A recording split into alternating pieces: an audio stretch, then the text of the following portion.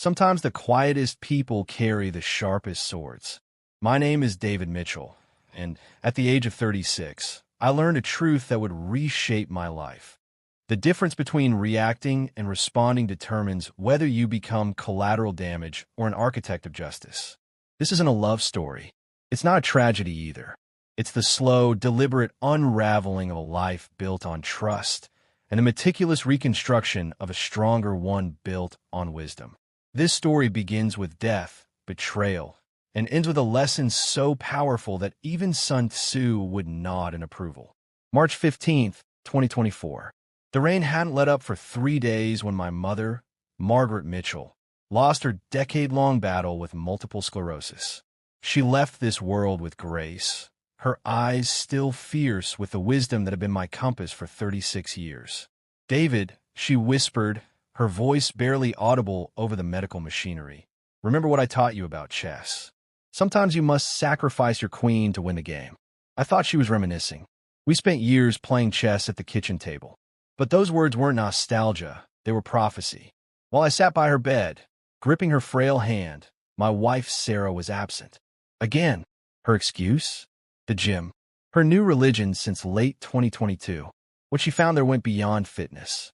3 days later, I followed my mother's coffin through the soaked cemetery grounds of Forest Lawn in Buffalo.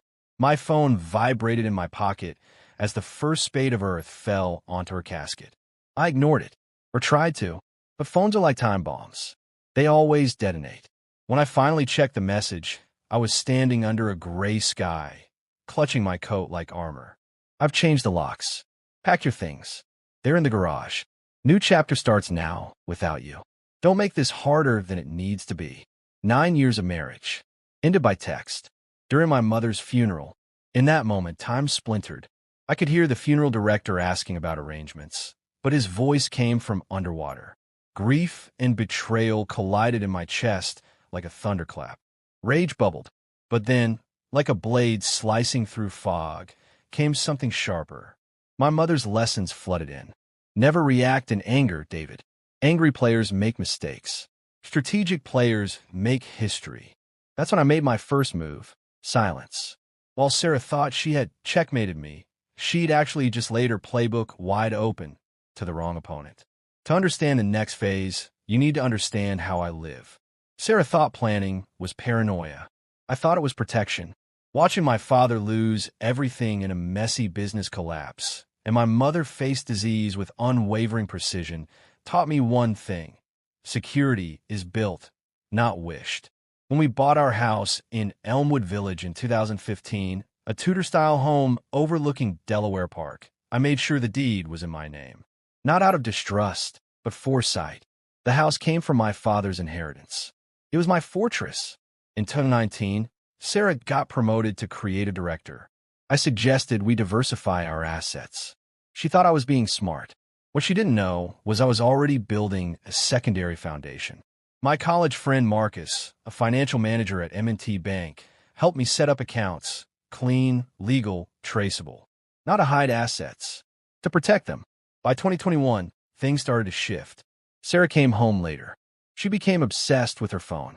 She'd mentioned a colleague named Ryan too often. Intuition kicked in. So did preparation. Every dollar moved had a reason. Every conversation documented. My attorney friend James and I constructed what he called a defensive protocol. Not for revenge, for resilience. Most people prepare for love, James once said. You prepared for fallout. The checkmate she never saw. After the funeral, I didn't go home. I went to James's office downtown. I need to implement the protocol. I showed him Sarah's message. He read it, then looked at me with something close to admiration. She thinks she won. She doesn't know the game she's playing. We filed 3 actions in 48 hours. Sarah had committed an illegal lockout. The house was mine, bought before marriage. Her removal of my belongings? Documented theft. Her timing, during my mother's funeral, painted a picture of cruelty that would play beautifully in court. We froze joint accounts and submitted a full financial disclosure revealing Sarah had access to less than 15% of our combined net worth. She thought she was taking the king. She hadn't even touched a bishop. Back in December 2022, I found the first hard clue. Sarah left her laptop open. A message popped up. Can't wait to see you tomorrow. The hotel is booked. I didn't scroll. I didn't confront. I took a photo. Check. Over the next few months, I gathered data. No stalking. No drama. Just observation. Dates. Gym visits that didn't align with training. Emails. A timeline. A digital diary of detachment. And I said nothing. Because in chess, silence isn't an action. It's calculation. Letting the enemy walk into the trap. March 16th. While Sarah celebrated her freedom, I filed. The documents were perfect. A timeline of betrayal. Legal proof of theft. Documentation of my financial independence. Screenshots. Emails.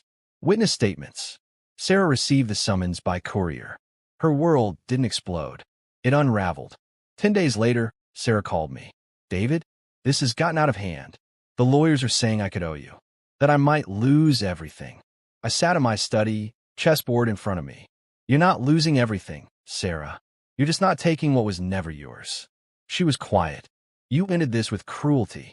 I'm ending it with clarity. You can keep what you earned. I'll keep what I built. But we were partners. No, you made that decision unilaterally on the day I buried my mother. There are no partners in abandonment. 6 weeks later, court finalized the terms. I retained the house. She retained her own income.